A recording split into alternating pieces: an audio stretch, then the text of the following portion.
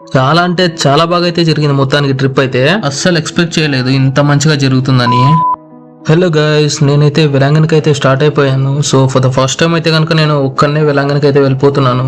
మనం ఎర్రగుంటలో అయితే ట్రైన్ ఎక్కేసి డైరెక్ట్ విల్లుపురంలో అయితే కనుక డ్రాప్ అయిపోయాం. సో విల్లుపురంలో వచ్చేసి మళ్ళీ ట్రైన్ అయితే చేంజ్ అయిపోయి డైరెక్ట్ మళ్ళీ నాగపట్నానికి అయితే రీచ్ అయిపోయాం అనమాట. నాగపట్నం దిగిన వెంటనే మనం అయితే వెలాంగనికి డైరెక్ట్ మళ్ళీ బస్ లో అయితే వెళ్ళిపోయాము. సో బస్ ఎక్కిన వెంటనే మనకైతే ఒక ఫ్రెండ్ అయితే పరిచయం అయ్యాడు.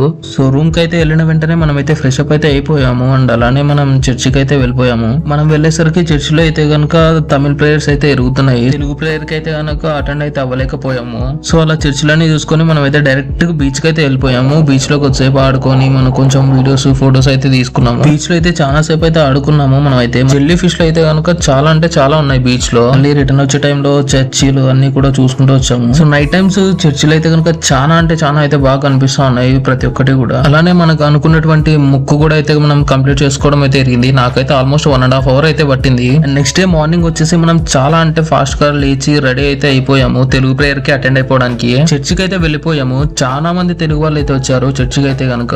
నాకైతే లైఫ్ లో ఫస్ట్ టైం అనమాట వెలాంగనికి ఒక్కరిని అయితే రావడం. ప్రతిసారి ఫ్యామిలీతో అయితే వచ్చేటోళ్ళం మనం అయితే. నాకైతే చాలా అంటే చాలా మంచి ఎక్స్పీరియన్స్ అయింది వెలాంగిన్లో అయితే ఇలా ఒక్కరిని రావడం. ఎప్పటి నుంచో అయితే అనుకున్నాను నేను ఇలా ఒక్కరిని అయితే వెళ్దామని. చర్చి అయిపోయిన వెంటనే తలనీలాలు అయితే అర్పించేసాము. అండ్ అలానే బీచ్ కి కూడా వెళ్ళిపోయాము.